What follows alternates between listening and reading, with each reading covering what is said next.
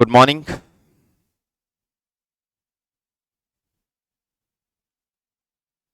Good morning everyone, good morning.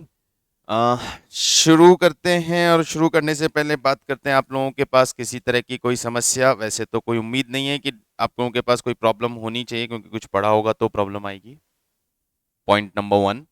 और second, यदि पढ़ लिया होगा तो हाँ हाँ, पढ़ लिया होगा तो प्रॉब्लम आ ही नहीं सकती है, क्योंकि हमने पढ़ा ही इतना अच्छा है। तो दोनों ही सिचुएशन में आपके पास कोई प्रॉब्लम नहीं होगी।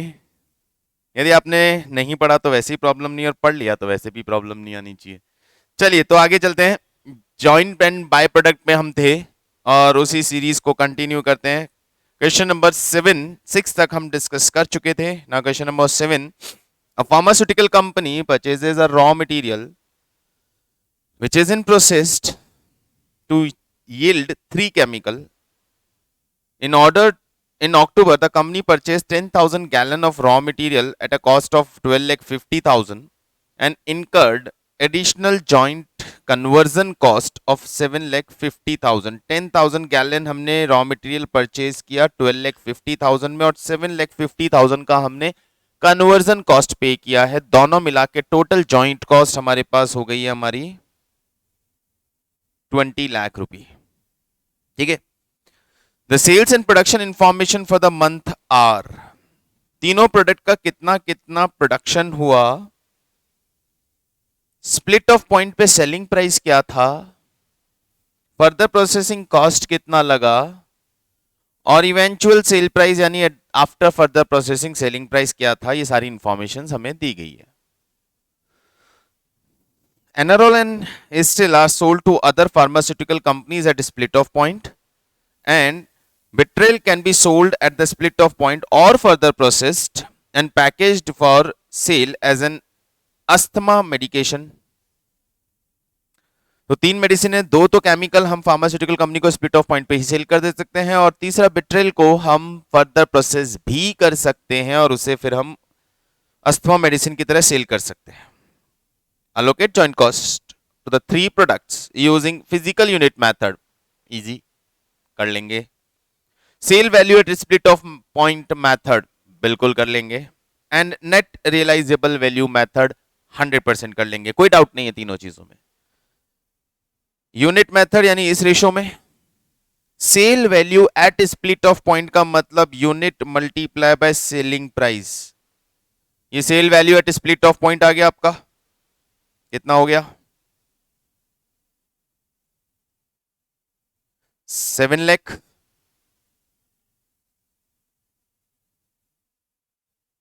7,20,000 एंड 10 लाख। फिर इसका रेशो बना देंगे पॉइंट नंबर 2। और पॉइंट नंबर 3 में हमें बोला है नेट रियलाइजेबल वैल्यू।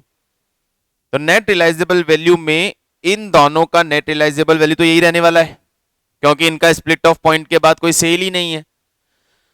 इसको हम यहां पे मल्टीप्लाई करेंगे 5,000 से 18 लाख, और 18 लाख में से हम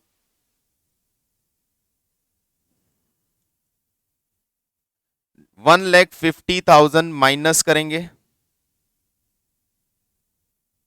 तो आपको नेट रियलाइजेबल वैल्यू मिल जाएगी। Got it? तो दो की नेट रियलाइजेबल वैल्यू तो ये रहेगी, तीसरे की नेट रियलाइजेबल वैल्यू हो जाएगी 16,50,000। तो हमारा रेशो होगा 7 लाख, 7.2 लाख एंड 16,50,000। इस रेशो में हम डिस्ट्रीब्यूट कर देंगे। So all the three methods are clearly okay with you guys, कोई प्रॉब्लम नहीं है किसी के पास? ठीक है ना? Now what?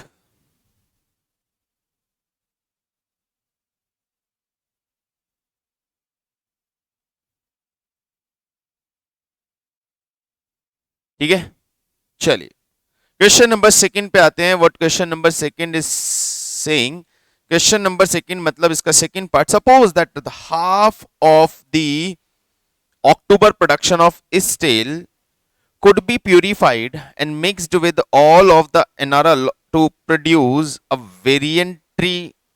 veterinary grade anesthetic. all further processing cost amount to 2,25,000. The selling price of veterinary grade Enerol is 650 per gallon. Should the pharmaceutical company further process the Enerol into anesthetic, assume that the resultant quantity of veterinary grade Enerol produces 2000 gallon only. Decision making. Now the point that we want to discuss, क्या बोलना चाह रहा है ये? Read it carefully. क्या बोलना चाह रहा है? ये बोल रहा है half of the एस्ट्रेल का हाफ 1500 एस्ट्रेल, 3000 टोटल प्रोडक्शन है, उसमें से 1500 Astral could be purified and mixed with all of the NRL. all of the NRL. NRL का पूरा 2000 उसके साथ मिक्स करके उसको फर्दर प्रोसेस किया जाएगा, और उसको फर्दर प्रोसेस करने में जो फर्दर प्रोसेसिंग कॉस्ट आएगी वो 2,50,000 रुपीज आएगी. That can be sold eight 650 पर गैलन, लेकिन जो आउटपुट आएगा वो सिर्फ 2000 गैलन का आएगा. स्टोरी समझते हैं, स्टोरी को डिजाइन कर लेते हैं.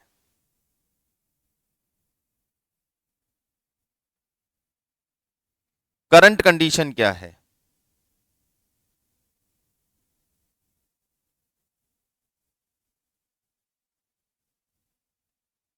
करंट कंडीशन क्या है?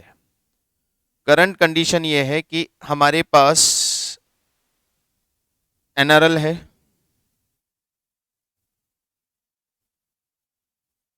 टू 2000 गैलन, और उसे हम सेल कर रहे हैं 350 में. हमारे पास स्टिल है 3000 गैलन और उसे हम सेल कर रहे हैं 240 में. तो हमारी टोटल सेल रेवेन्यू जनरेट हो रही है कितनी? 7 lakh and 7 lakh 20,000, 14 lakh 20,000. It is our sale revenue from NRL and still right now without further processing. अब क्या कर रहे हो सर? हम इसे फर्दर प्रोसेस कर रहे हैं. फर्दर प्रोसेस पे क्या सिचुएशन बनेगी? फर्दर प्रोसेस पे एनोरॉल, स्टिल का दो पार्ट बनेगा, 1500 एंड 1500. ये 1500 2000 एनोलॉल के साथ मिक्स हो जाएगा, और इसको मिक्स करने पे 2,25,000 का फर्दर प्रोसेसिंग कॉस्ट आएगा. देन आफ्टर आपके पास 2000 गैलन आएगा जिसको आप 650 की रेट पे सेल कर पाओगे, और इसको आप 240 की रेट पे सेल कर पाओगे. ये पिक्चर बन रही है.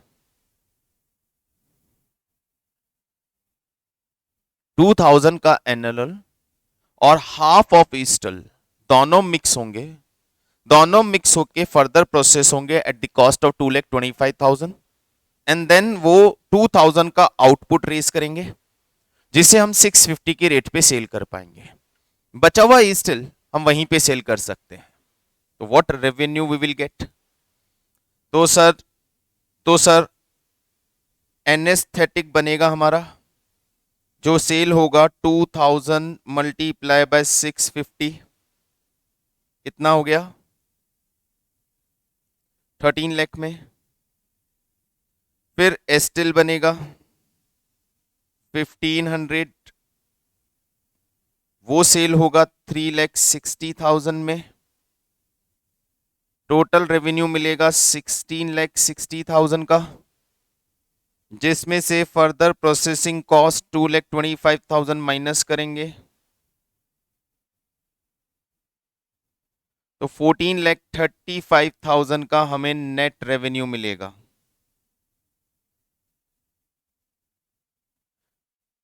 यदि हम एनएलएल को, एस्टिल को और एनआरएल को मिक्स के उसको एनेस्थेटिक मेडिसिन में कन्वर्ट करके सेल करते हैं फर्दर प्रोसेसिंग के बाद, तो the situation will be like this. Total 13 lakh रुपए में एनेस्थेटिक मेडिसिन सेल होगी 3,60,000 में स्टिल सेल होगा, लेकिन फर्दर प्रोसेसिंग कॉस्ट माइनस करते हैं तो हमारे पास नेट रेवेन्यू आएगा 14,35,000। लेकिन यदि हम ये काम नहीं करते हैं तो हमारे पास नेट रेवेन्यू इन दोनों प्रोडक्ट से आ रहा था 14,20,000। इंक्रीज इन रेवेन्यू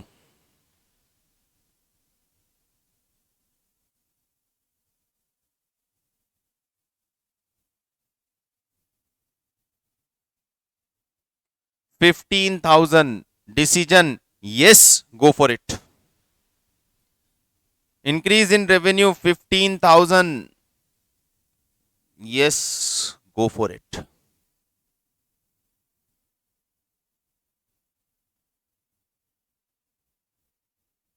बिल्कुल सिंपल। तो जब भी इस तरह का डिसीजन मेकिंग से रिलेटेड आपके पास क्वेश्चन आता है तो स्टोरी फ्रेम करो, क्योंकि यहां पे क्या होता है, इनपुट आउटपुट लॉस और ये सब कुछ हो सकता है। इनपुट गया 2000 एंड 1500 का, लेकिन आउटपुट आया सिर्फ 2000 का, तो 1500 हो गया हमारा प्रोसेसिंग लॉस। हाँ, ये भी बोल सकता है उस प्रोसेसिंग वेस्ट को हम सेल कर सकते हैं, कुछ भी चीजें आ सकती है। तो स्टोरी इस तरह से डिजाइन करो, रिमेनिंग स्टिल सेल हो रहा है, डायग्रामेटिकली प्रेजेंट करके चलो, कोई प्रॉब्लम नहीं है।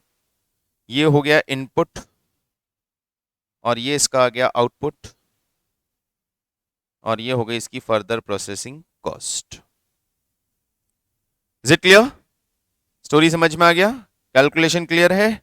परफेक्ट। तो ये था क्वेश्चन नंबर 7 पार्ट 2। पार्ट 2 ही है बस, पार्ट 3 नहीं है।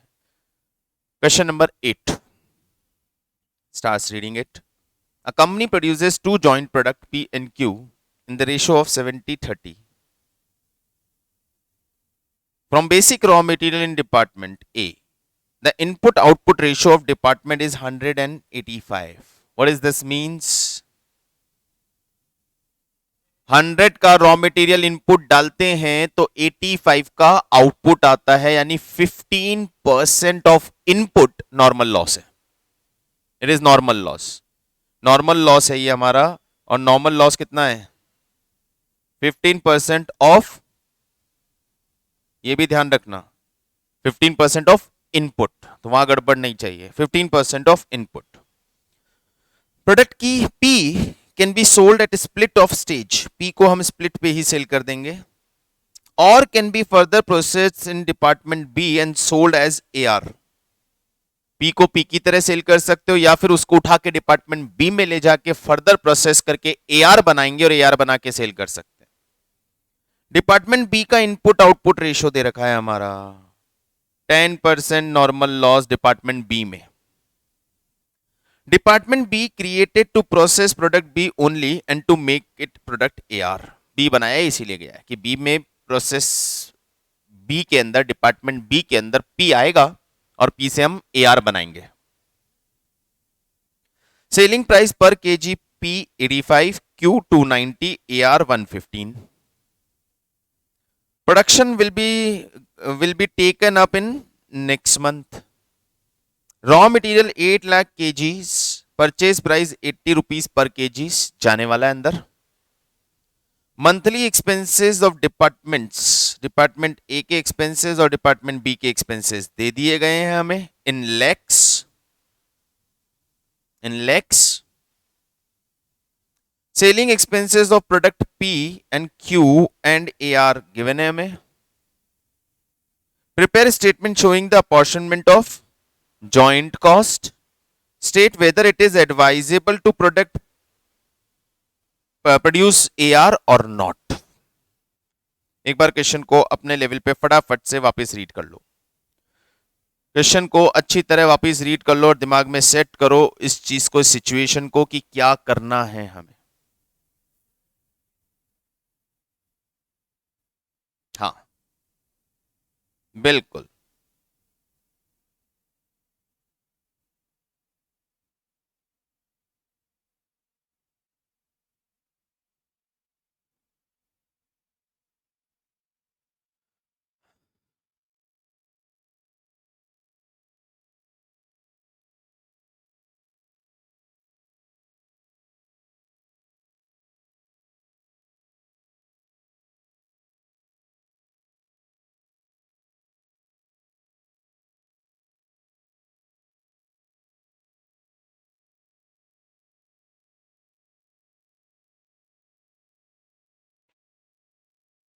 समझ में आ गया? अब मुझे आप लोग ये बताएं या अपने दिमाग में ये सेट करें कि कैसे जॉइंट कॉस्ट का डिस्ट्रीब्यूशन होगा, किस मेथड को यूज करना चाहिए।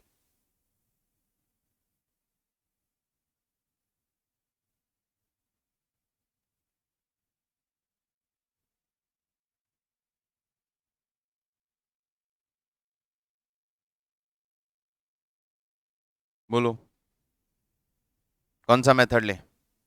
जॉइंट कॉस्ट डिस्ट्रीब्यूशन में unit method, sale value at split off point, या sale value after further processing, या फिर एनआरवी। तो sale value after further processing तो रेलेवेंट वैसे नहीं होता है, तो बेटर होता है एनआरवी उस केस में। तो हम यूनिट मेथड पे जाएं या एनआरवी मेथड पे जाएं? जॉइंट कॉस्ट डिस्ट्रीब्यूशन मांग रहा है हमसे, क्या क्या पूछा गया है? जॉइंट कॉस्ट अपॉर्शनमेंट पूछा गया है, और बनाना या नहीं बनाना एआर वो डिसीजन पूछा गया है। तो मेथड स्पेसिफाई नहीं किया है। एंड अब बनाना है नहीं बनाना, प्रोसेस फर्दर करना है या नहीं करना, ये जॉइंट कॉस्ट पे तो डिपेंड करता ही नहीं है। ये तो हमारा डिपेंड करता है फर्दर प्रोसेसिंग कॉस्ट और बाद की सेलिंग प्राइस पे। ठीक है, तो जॉइंट कॉस्ट डिस्ट्रीब्यूशन की बात करें, पहला मेथड तो यूनिट मेथड है, जिसको मुझे डिस्कस नहीं करना है, आप लोगों को पता है। और दूसरा मेथड है sale value at split off point, that is again not required to discuss, क्योंकि sale value at split off point हमें पता है। पहले इस स्टोरी को रिवील करते हैं। क्वेश्चन नंबर 8, स्टोरी को थोड़ा सा रिवील करते हैं। जॉइंट कॉस्ट, क्या क्या लगा जॉइंट कॉस्ट? जॉइंट कॉस्ट में हमारे पास क्या क्या लगा? जॉइंट कॉस्ट में हमारे पास क्या क्या लगा सर? जॉइंट कॉस्ट में हमारे पास लगा 8 लाख केजी, 80 रुपी पर केजी से रॉ मटेरियल,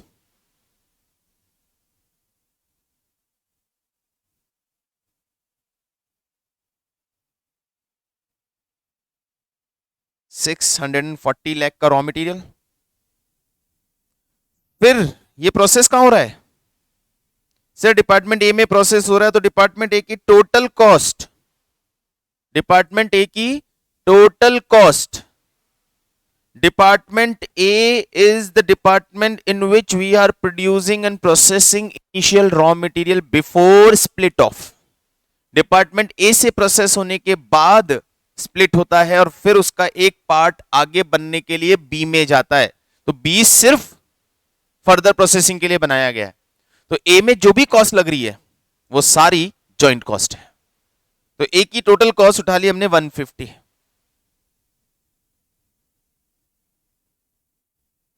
नहीं वो अलग है। Cost of department A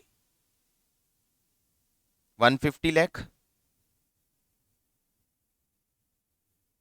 total joint cost आ गई हमारी 790 लाख रुपीज। इसमें कोई डाउट किसी को? Total joint cost is 790 lakh. ये हमारे कुछ वर्किंग नोट्स हम डिजाइन करते हुए चल रहे हैं क्वेश्चन 8 पे। पहला जॉइंट कॉस्ट कैलकुलेशन हो गया। दूसरा इनपुट आउटपुट रेशियो हमें दिया हुआ है, बाइफ्रिकेशन दिया हुआ है, तो फाइनली कितना आउटपुट आया, पी और क्यू का आउटपुट कितना आया वो मालूम करना है। तो वर्किंग नोट नंबर 2, आउटपुट।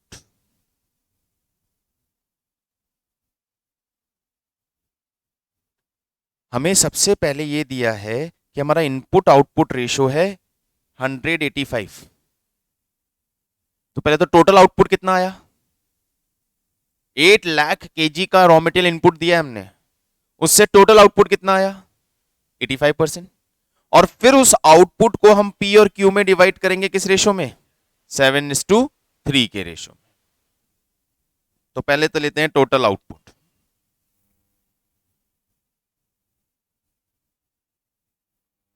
एट लाख केजी मल्टीप्लाई बाय 85%,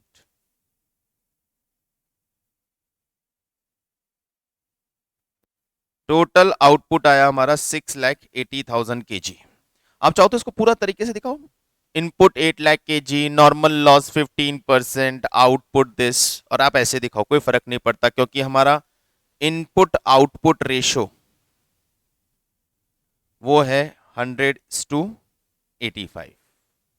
तो हम ये कह सकते हैं output will be 85% of the input. इसमें P और Q, सब P और Q का जो रेशो है दैट रेशो इज 70:30। 70% P बनता है और 30% Q बनता है।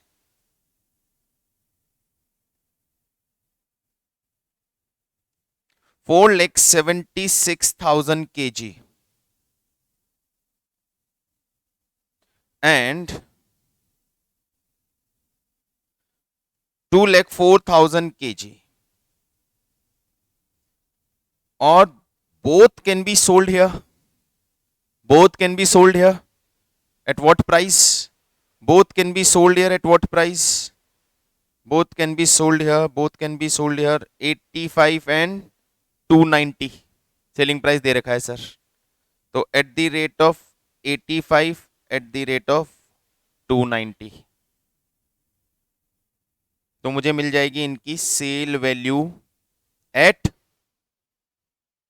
एसओपी, है ना।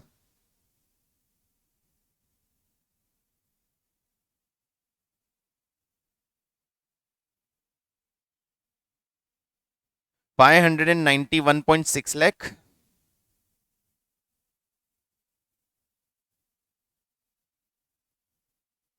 and 404.6 lakh। कोई डाउट? यहां तक बात समझ में आ गया? 404.6 लाख का सेल वैल्यू आ रहा है पी का और 591.6 लाख का सेल वैल्यू आ रहा है क्यू का, और क्वांटिटी दोनों की आ रही है 4,76,000 एंड 2,04,000। दो मेथड तो ये आपके यहां पे यूज में आ जाएंगे। यदि आउटपुट का रेशो उठाते हो तो 70:30 का रेशो, जॉइंट कॉस्ट डिस्ट्रीब्यूशन में आउटपुट रेशो उठाते हो तो 70:30, और जॉइंट कॉस्ट डिस्ट्रीब्यूशन में sale value at split off point का रेशो उठाते हो तो ये दे रहे कि निकाल लिया हमने sale value at split off point, add करो रेशो में डिवाइड करो, ये दोनों काम तो हो जाएंगे। ये करने हैं, ये करने हैं, पूछा है ना जॉइंट कॉस्ट डिस्ट्रीब्यूशन पूछा है ना। अब मेथड बताया नहीं है तो आपको तीनों मेथड देने हैं।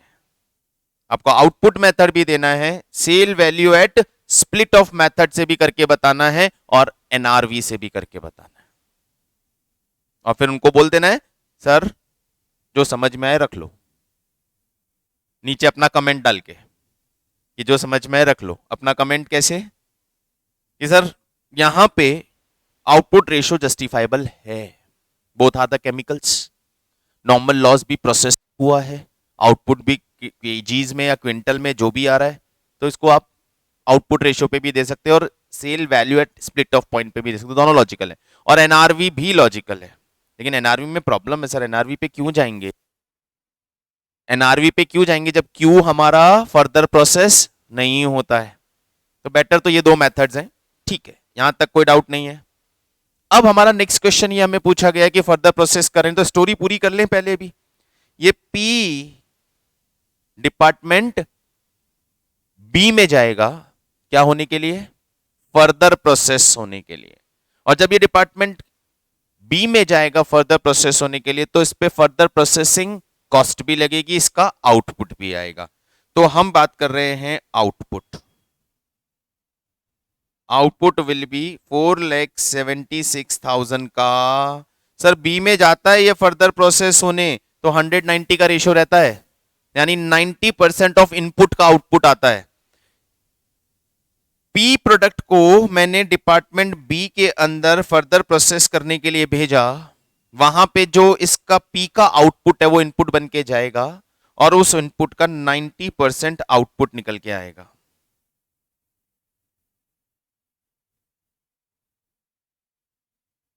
$4,28,400 kg, है ना, and that can be sold. Sale value of AR, अब ये क्या बन गया है? AR बन गया है, अब ये P नहीं रहा, ये AR बन गया है। और AR can be sold, AR can be sold, AR can be sold eight 115। तो चलो सर इसकी सेल वैल्यू ले लेते हैं।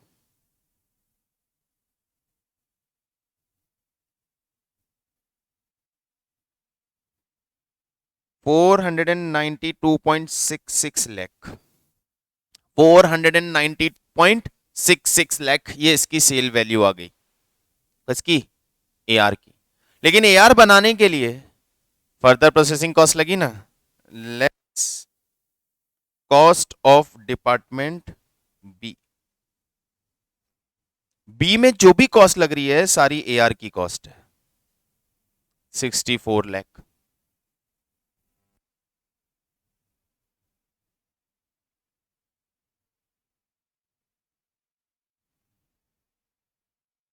$428.6।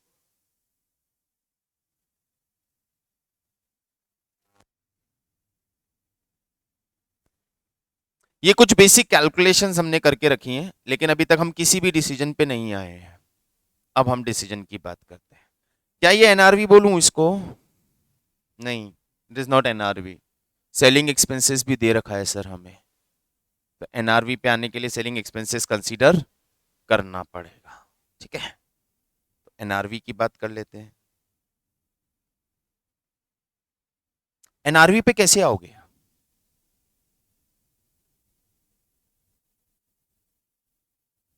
ये सेलिंग एक्सपेंसेस दे रखे, अब एनआरवी पे कैसे आओगे?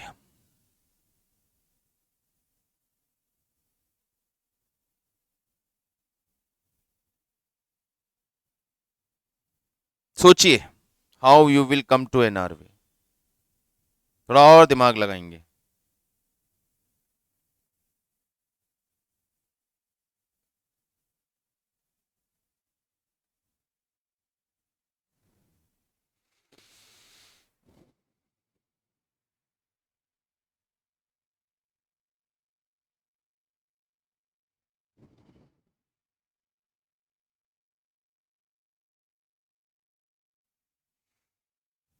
एनआरवी पे जब आओगे ना, तो एनआरवी में पी नहीं होगा, पी की जगह AR होगा। सेल वैल्यू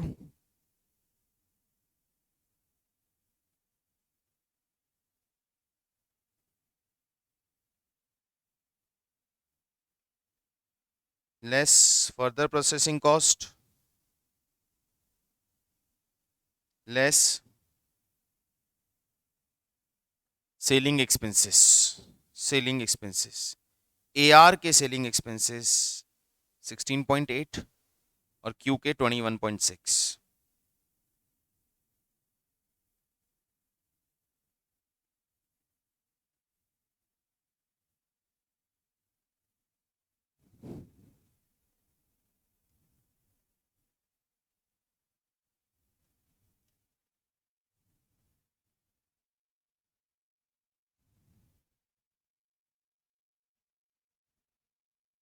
ये आपका एनआरवी रेशो बन गया।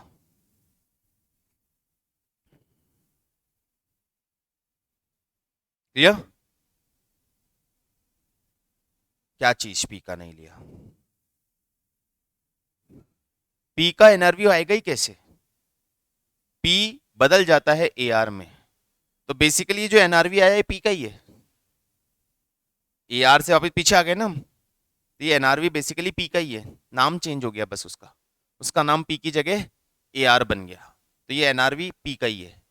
अब जॉइंट कॉस्ट यदि एनआरवी मेथड से डिस्ट्रीब्यूट करते हो तो वो इस रेशो में डिस्ट्रीब्यूट होगी, between P and Q, between P and Q, not AR and Q.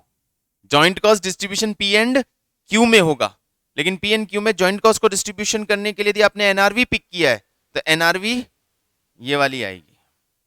बात समझ में आ रही है? या तो आप sale value at split off point उठा लो,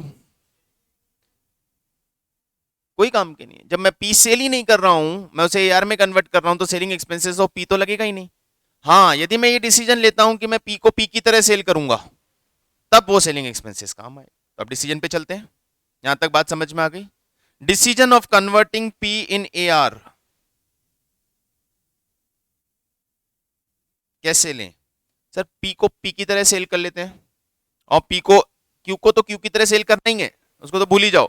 पी को तो पी की तरह सेल कर लेते हैं और देखते हैं नेट रेवेन्यू क्या आ रहा है, और पी को AR की तरह सेल करके देखते हैं नेट रेवेन्यू क्या आ रहा है, और देखते हैं किसका रेवेन्यू ज्यादा है। तो सिंपल है बहुत, net revenue from P, sale value of P, P का sale value split off point वाला 404.6 माइनस सेलिंग एक्सपेंसेस, पी का सेलिंग एक्सपेंसेस 24.6,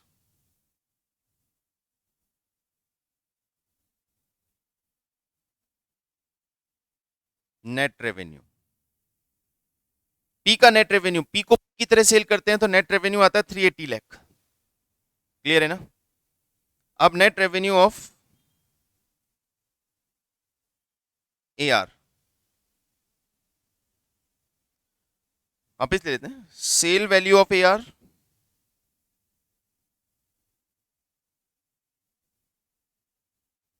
492.66, अच्छा है ये रहा नेट NRV कैलकुलेटेड है 411.86। डिसीजन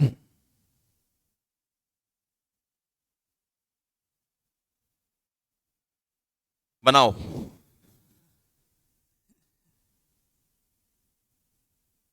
भाइयों AR बनाओ।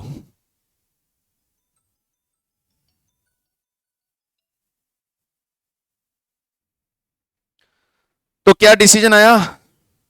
बनाओ।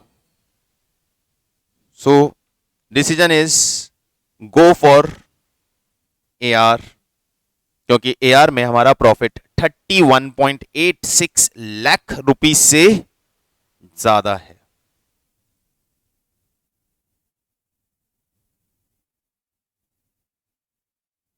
ठीक है, तो AR की सेल वैल्यू हमें मिली थी 492.66, जिसमें हमने फर्दर प्रोसेसिंग कॉस्ट माइनस कर दी, 31,86,000 हमारा एडिशनल रेवेन्यू आ रहा है। तो डायरेक्ट आ रहा है, कैसे भी कीजिए, वो फॉर्मेट बनाना आपकी चॉइस है, कोई जरूरत नहीं है। यहां पे हमने ये टोटल कॉस्ट जो उठाया 150 लाख और 64 लाख, जरूरत कहां है बाइफ्रिकेशन की, मुझे डिसीजन मेकिंग की तो देनी है। हाँ, वो स्टेटमेंट बनाने को बोलते, प्रॉफिट कैलकुलेशन को तो अब statement showing apportionment of joint cost, there is no need of that. ठीक है, चलिए question number 9। Pokemon Chocolate manufactures and distributes chocolate products. It purchased cocoa beans and processed them into two intermediate products: chocolate powder, liquid base, and milk chocolate liquid base. These two intermediate products become separately identifiable at a single split of point.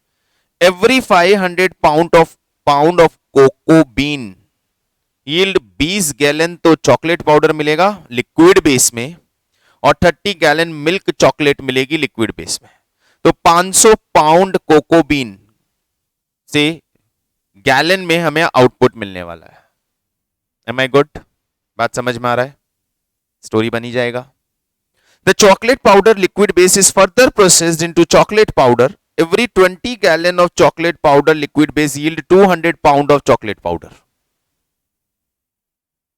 Pound से gallon में आए, gallon से वापस pound में जा रहे हैं। ठीक है, the milk chocolate liquid base further process into milk chocolate. Every 30 gallon of milk chocolate liquid base yield 340 pound of milk chocolate. कोई बात नहीं सर, समझ में आ गया story. Production and cost data for the October, cocoa bean 7500 pound हमने process किया है। तो ऊपर इनपुट आउटपुट रेशियो बनाया हमने, यहां हमने प्रोसेस किया 7500 pound. Cost of processing of split off point तक का मटेरियल को मिला के 7,12,500 का बीन का परचेज कॉस्ट था। ठीक है, चॉकलेट पाउडर प्रोडक्शन हुआ 3000 पाउंड का और मिल्क चॉकलेट का फाइनल प्रोडक्शन हुआ 100 पाउंड का। सेल हुआ 3000 and 100 as it is sale कर दिया, सेलिंग प्राइस दिया हुआ है। ठीक है,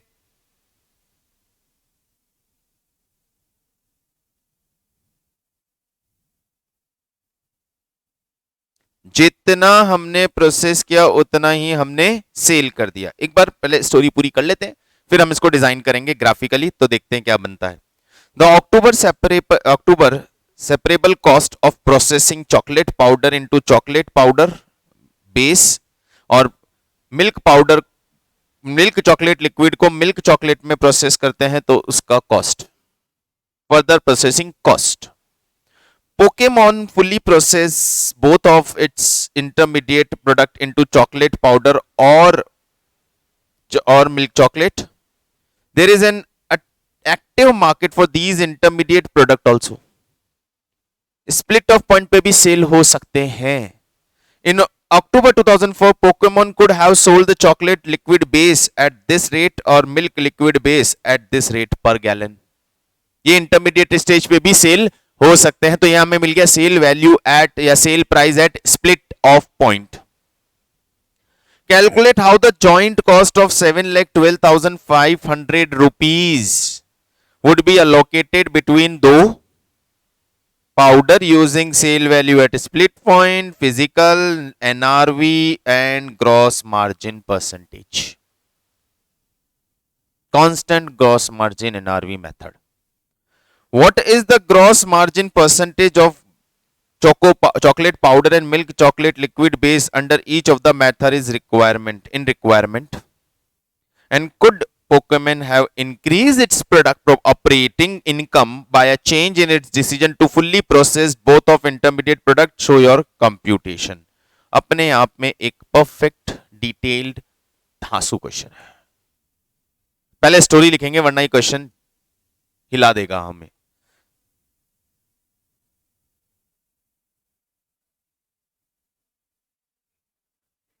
मैं पहले इनपुट आउटपुट रेशो लिख देता हूं, तब हम कंक्लूजन पे पहुंच पाएंगे। तो चलिए इनपुट आउटपुट रेशो की बात करते हैं। सबसे पहले इनपुट आउटपुट रेशो में 500 पाउंड ऑफ कोको बीन से 20 गैलन लिक्विड बनता है और 20 गैलन लिक्विड को बाद में फर्दर प्रोसेस करते हैं तो हमें 200 पाउंड चॉकलेट पाउडर मिलता है। बात समझ में आई?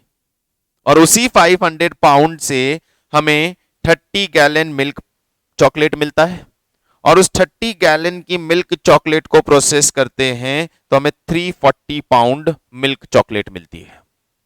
मैं ये रेशो लिख लेता हूं, आराम से समझेगा। क्वेश्चन नंबर 9, ये तो हुआ कोकोआ। कोकोआ कितना यूज कर रहे हैं? 500 पाउंड। ये 500 पाउंड ऑफ कोकोआ कन्वर्ट होता है चॉकलेट लिक्विड और मिल्क लिक्विड। मैं शॉर्ट में ले रहा हूं, मैं नाम दे देता हूं CL, chocolate liquid and milk liquid ml। CL कितना बनता है? CL बनता है 20 गैलन और ml बनता है 30 गैलन।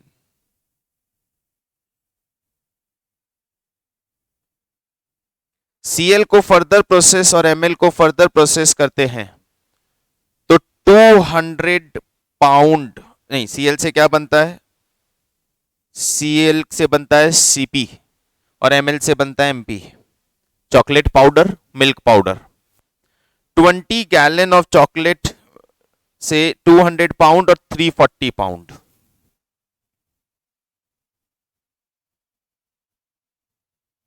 ये आपको इनपुट आउटपुट रेशो दिया हुआ है, ठीक है? बात समझ में आया? मतलब जितना भी इनपुट डालेंगे CL 500 500 पाउंड से 20 गैलन, तो परसेंटेज चाहिए मुझे, परसेंटेज चाहिए मेरे को। 20 डिवाइडेड बाय 500, 4%। 4% सीएल मिलेगा इनपुट का, और 6% एमएल मिलेगा इनपुट का, है ना। और फिर इनपुट से जब मैं कन्वर्ट करूंगा तो ये कन्वर्जन कितना परसेंट हो गया, 1000% ऑफ इनपुट, 1133.33% ऑफ इनपुट, ऐसे बनता है। अब जो फैक्ट हमें दिए हैं उन फैक्ट्स को ले लेते हैं कि हमने क्या किया। हमने 7500 पाउंड कोको बीन प्रोसेस किया है।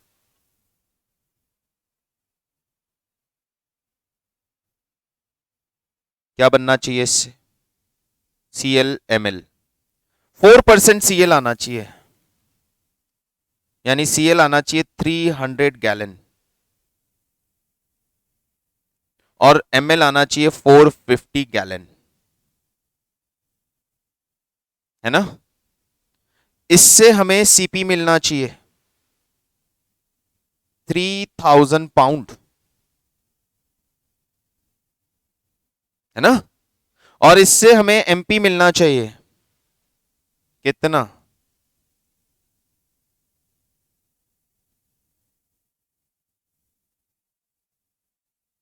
5100 पाउंड।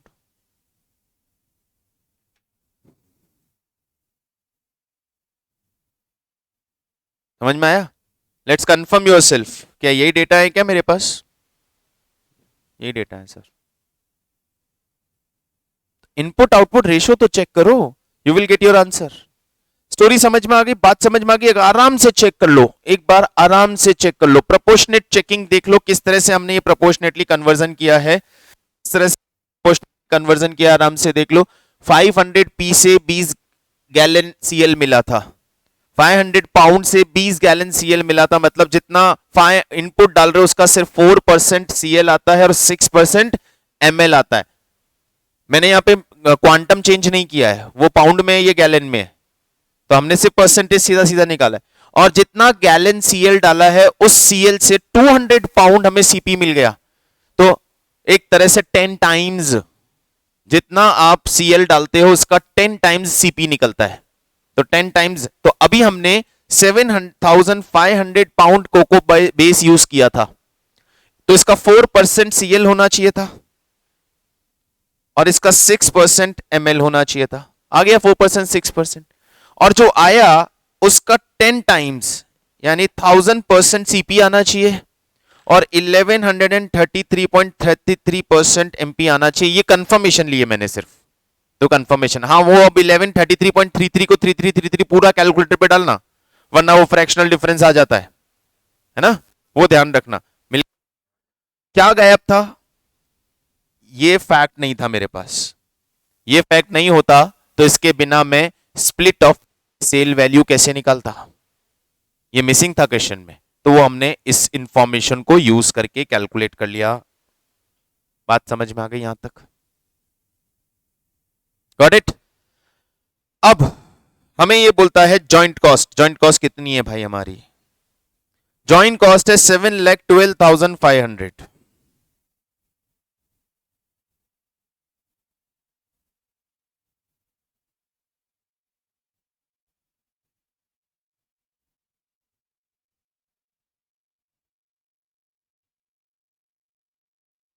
जॉइंट कॉस्ट है 7,12,500 और ये इंक्लूडिंग परचेज ऑफ मटेरियल भी है,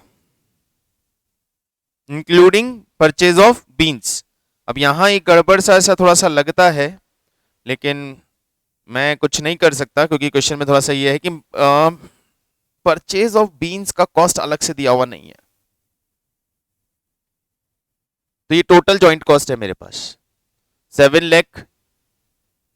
7,12,500, ये यहां पे कंफर्म कर दिया इसने, जॉइंट कॉस्ट 7,12,500 है। अब यहां पूछ रहा है पहला method, sale value at split off point, दूसरा फिजिकल मेजर और एस्टिमेटेड रियलाइजेबल एनआरवी।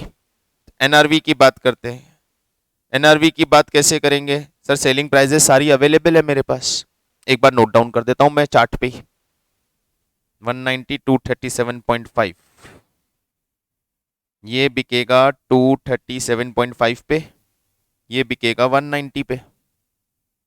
और ऊपर की सेलिंग प्राइस भी क्वेश्चन ने दे रखी है हमें शायद, ये रहा 997.5 और 1235।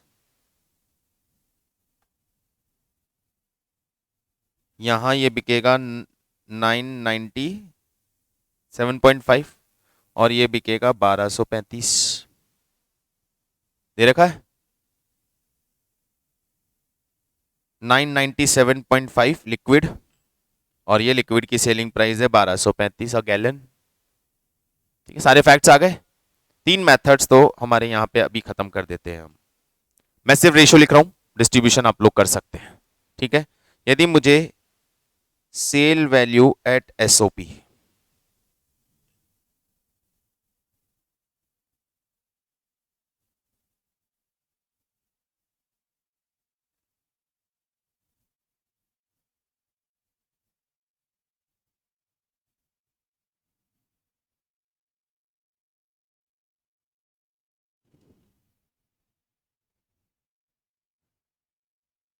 $2,99,250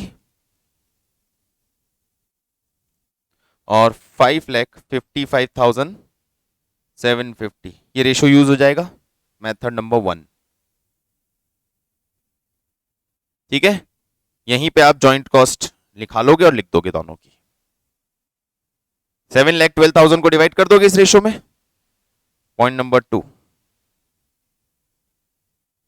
physical unit. Physical unit method तो सीएल की लेंगे और इसकी लेंगे 450। ये फिजिकल यूनिट मेथड, यहां इनकी जॉइंट कॉस्ट डिस्ट्रीब्यूट हो जाएगी।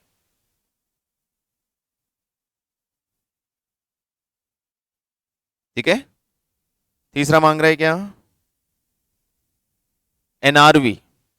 तो एनआरवी के लिए हमें जाना पड़ेगा sale value after FP, further processing के बाद का सेल वैल्यू।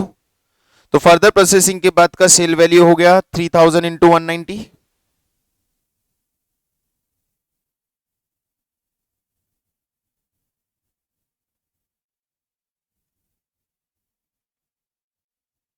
$5,70,000 और 5100 into 237.5।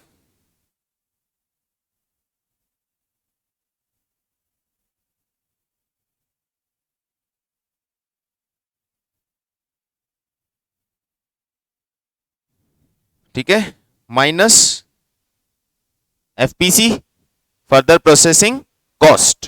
Further processing cost given था क्वेश्चन में हमें, हियर इट इज 3,02,812.50, 3,02,812.5, 3,02,812.5। और सेकंड का फर्दर प्रोसेसिंग कॉस्ट कितना है? 6,23,437.5। कोई सेल वैल्यू नहीं है, कोई सेलिंग एक्सपेंसेस नहीं है, ये आ गया आपका एनआरवी 2,67,187.5 और इसका आ गया 5,87,812 ये बन गया आपका दूसरा रेशो, जिसमें हम डिस्ट्रीब्यूट कर देंगे जॉइंट कॉस्ट। 3 method done. कोई डाउट हो तो बताओ।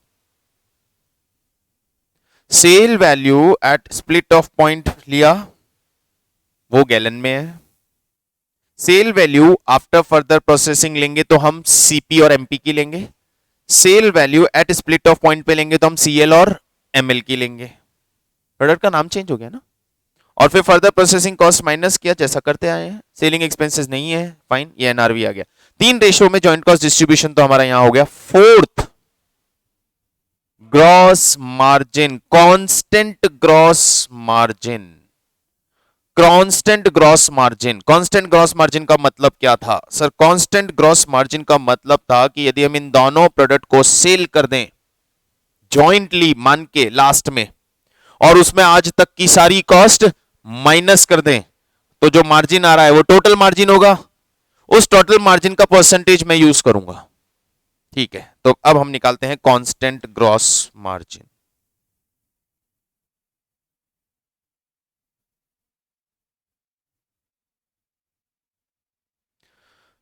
Constant gross margin, final sale value अभी लिया आफ्टर फर्दर प्रोसेसिंग वाला, 5,70,000 plus 12,11,250 it's the final sale value. दोनों प्रोडक्ट का टोटल सेल वैल्यू आ गया आपका रहा 17,81,250 less joint cost. Total joint cost उठा लेते हैं। Total joint cost 7,12,000 joint cost plus FPC, दोनों ही ले लेता हूं। टोटल जॉइंट कॉस्ट है 7,12,500 और टोटल फर्दर प्रोसेसिंग कॉस्ट दोनों की मिला के कितनी है?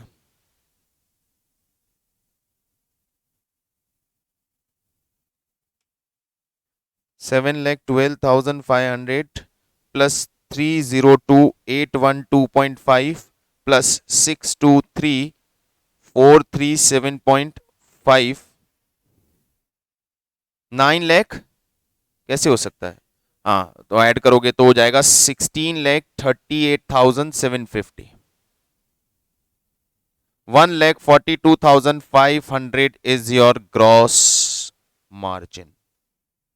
Total gross margin of both the product, दोनों प्रोडक्ट को बना के फाइनल स्टेज पे ले जाके सेल कर देता हूं तो मेरा पास टोटल प्रॉफिट आता है 1,42,500 रुपए का। Percentage of gross margin, percentage में चाहिए ना हमें, तो ये मेथड हमने पहले किया है, इस वाले से वापस आपको समझ में आ जाएगी बात की क्या कर रहे हैं हम। It is 8%। आराम से देखिए इस कांस्टेंट ग्रॉस मार्जिन की कैलकुलेशन को, इंपॉर्टेंट पार्ट है। दोनों प्रोडक्ट का फाइनल सेल वैल्यू पिक किया, दोनों प्रोडक्ट का फर्दर प्रोसेसिंग कॉस्ट माइनस किया, जॉइंट कॉस्ट तो डिस्ट्रीब्यूट करने से पहले ही टोटल ही है वैसे भी, वो माइनस किया, तो ओवरऑल दोनों प्रोडक्ट से मुझे टोटल ग्रॉस मार्जिन मिला 1,42,500 रुपीज, जिसका मैंने सेल वैल्यू पे परसेंटेज कैलकुलेट किया, इट कम्स 8%। नाउ अब ये रेशो यूज करके चलेंगे। अब ये रेशो यूज करके चलेंगे कैसे? CL ML, sale value.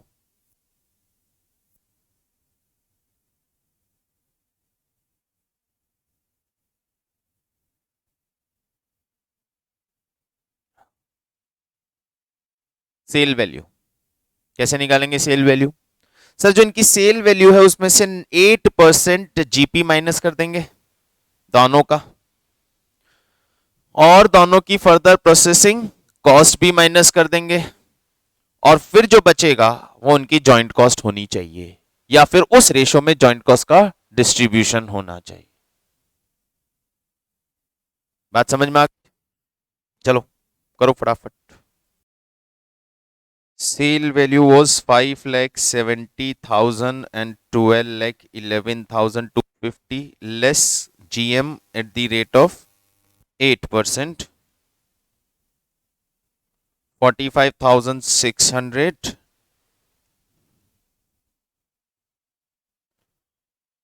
5,24,400 minus FPC 302,812.5,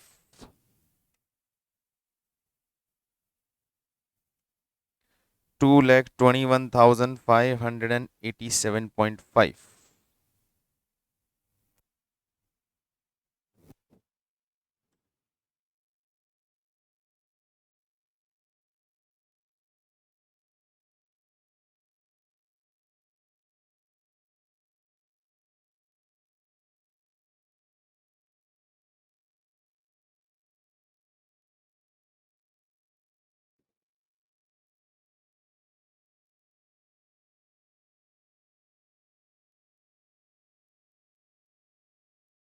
ठीक है, अब इन दोनों को टोटल करके देख लो। 7,12,500 ये तो जॉइंट कॉस्ट आ गई, और नहीं आती तो यदि इन दोनों की टोटल, ये जॉइंट कॉस्ट होनी चाहिए, यदि इन दोनों की टोटल जॉइंट कॉस्ट के बराबर है तो जॉइंट कॉस्ट आ गई, और यदि नहीं है तो इस रेशो में जॉइंट कॉस्ट को बांट दिया जाएगा। ये है constant gross margin method, and I think बहुत अच्छी तरह क्लियर हो गए सारे मेथड। अभी वापिस करने इन क्वेश्चंस को आपको बैठ के, ताकि कॉन्फिडेंस आए। अभी अब क्या पूछ रहा है sir? Gross margin in all different methods, सभी मेथड्स का ग्रॉस मार्जिन। अभी क्वेश्चन क्या पूछ रहा है? कंप्यूट, कैलकुलेट हो गया सारे method. What is the gross margin percentage of CP and ML chocolate powder and milk chocolate liquid base under each of the method is requirement? Chocolate powder और milk chocolate liquid base, इनका gross margin percentage के basis पे आपसे ये पूछ रहा है कि सबका ग्रॉस मार्जिन कितना है। दोनों की सेल्स ले लेंगे, बिल्कुल सही। उसमें से फर्दर प्रोसेसिंग कॉस्ट माइनस कर देंगे, फिर उसमें से जॉइंट कॉस्ट माइनस कर देंगे। क्या बात है, बिल्कुल सही जवाब, परफेक्ट आंसर। दोनों की सेल लेनी है, सेल में से उन दोनों का फर्दर प्रोसेसिंग कॉस्ट माइनस करना है, फिर जॉइंट कॉस्ट डिस्ट्रीब्यूट हम ऑलरेडी कर चुके हैं। ऊपर कौन सा वाला? ये वाला जॉइंट कॉस्ट मार्जिन वाला या एनआरवी वाला, जो भी है, जॉइंट कॉस्ट डिस्ट्रीब्यूट करना है, वो माइनस करना है। Sale value at split off point वाला जॉइंट कॉस्ट मेथड, वो माइनस करना है। वो माइनस करने के बाद, एक सेकेंड होल्ड कीजिएगा गाइस।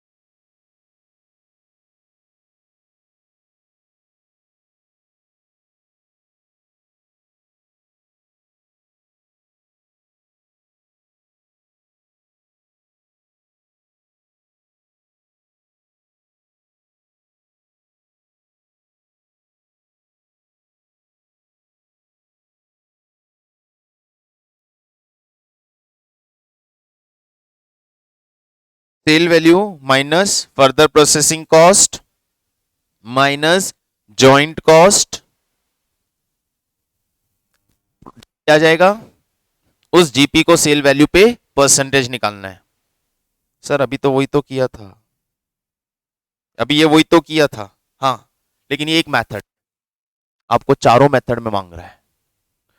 पहले जॉइंट कॉस्ट इस मेथड वाली लेनी है, फिर जॉइंट कॉस्ट इस मेथड वाली लेनी है, फिर जॉइंट कॉस्ट इस मेथड वाली लेनी है, और हर बार एनआरवी पे परसेंटेज निकालनी है। कैलकुलेशन तरीका समझ में आ गया ना? डोंट बॉदर योरसेल्फ, किसी एक मेथड से भी कर लोगे चलेगा, साथ बात समझ में आ गई ना? सेल वैल्यू ये पूछ रहा है क्वेश्चन में कि आप ग्रॉस मार्जिन परसेंटेज ऑफ दो बोथ बताओ अंडर ईच मेथड। हर मेथड में, तो हर मेथड में चेंज क्या है? हर मेथड में सिर्फ एक चेंज है कि जॉइंट कॉस्ट सब मेथड में अलग अलग, तो हर मेथड में जीपी अलग अलग आएगा। टोटल नहीं बेटा, इंडिविजुअल करना है ना। अब इंडिविजुअल करना है ना मुझे। अब इंडिविजुअल करना है तो पहले मैं स्प्लिट ऑफ पॉइंट वाली लेके चलूंगा, दोनों प्रोडक्ट में अलग अलग जीपी। यहां पे आपने कांस्टेंट ग्रॉस मार्जिन लिया है, लेकिन कांस्टेंट ग्रॉस मार्जिन एक्चुअली तो नहीं है ना। एक्चुअली तो दोनों पे 8% जीपी नहीं है। एक्चुअली तो दोनों का जीपी अलग अलग आना चाहिए। आएगा कैसे आएगा? दोनों की सेल वैल्यू उठाऊंगा, दोनों का जॉइंट कॉस्ट डिस्ट्रीब्यूट हो चुका है, तो दोनों का फर्दर प्रोसेसिंग कॉस्ट माइनस करूंगा, दोनों का जॉइंट कॉस्ट माइनस करूंगा, दोनों का जीपी आ जाएगा। उस जीपी का उसकी सेल पे परसेंटेज कैलकुलेट कर दूंगा। कौन सा जॉइंट कॉस्ट? तो सब मेथड का जॉइंट कॉस्ट अलग अलग है, तो अलग अलग हर मेथड के लिए करना पड़ेगा, तो हर मेथड का जीपी अलग अलग आएगा। ये मांगना चाह रहा है, ठीक है, निकाल के दे देंगे, पंगा कहां है मेरे को। अब यहां लेकिन तीसरे में बोल रहा है क्या इनकम पे चेंज आएगा? क्या चेंज आएगा? क्या ऑप्शन आया था? क्या ऑप्शन आया था? यहां हमारे पास एक ऑप्शन आया था क्या? In October Pokoman could have sold at split off point. Split off point पे सेल कर सकते हैं, क्या कोई चेंज आएगा? सर एनआरवी से पता कर लो ना, ये तो वर्बली पता करके बता रहा हूं, फिर भी बता देना। देखो, sale value at split off point 2,99,250 रुपए, और एनआरवी आफ्टर फर्दर प्रोसेसिंग 267,187। क्या करना चाहिए? फर्दर प्रोसेस नहीं करना चाहिए। समझ में आ रही है ना कहां कंपैरिजन हो रहा है? ये स्प्लिट ऑफ पॉइंट पे सेल करने पे मिलेगा, और ये बाद में सेल करने पे मिलेगा। करना चाहिए ना जी, इसको तो नहीं करना चाहिए। What about this? इसको करना चाहिए। तो जिसको नहीं करना चाहिए उसको पहले बेचना है, जिसको करना चाहिए उसको करके बेचना है। तो हमारा आंसर ये होगा कि कोको पाउडर को तो कोको चॉकलेट लिक्विड फॉर्म में ही बेचो, और मिल्क को, मिल्क लिक्विड को मिल्क पाउडर में कन्वर्ट करके बेचो, क्योंकि यहां कंपैरिजन, ये दोनों के कंपैरिजन में हमें ये पता चलता है कि ये यहां बेटर है और ये यहां बेटर है। तो यस, आंसर आएगा, बेटर आएगा। इसको फर्दर प्रोसेस करोगे तो लॉस होगा, उसको फर्दर प्रोसेस करोगे तो प्रॉफिट होगा। कितना चेक कर लेते हैं।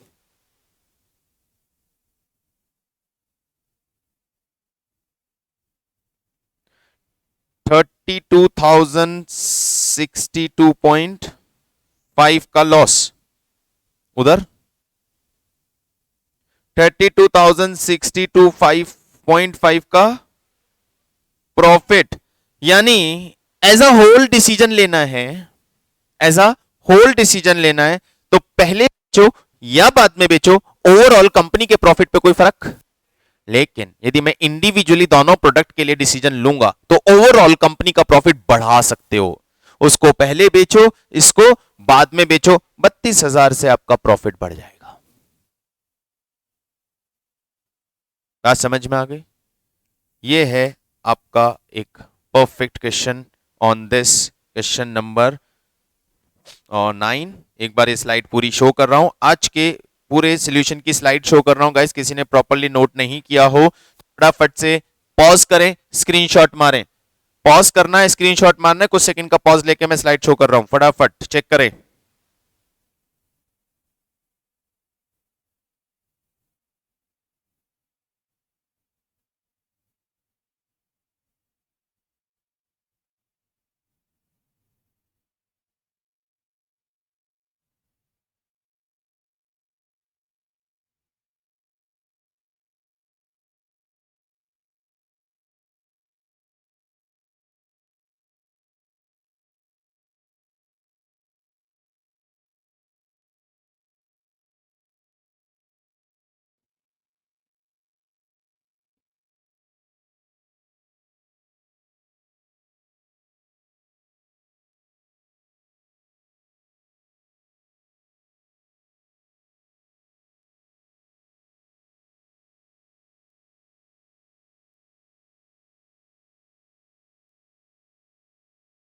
ठीक है, तो ये हो गया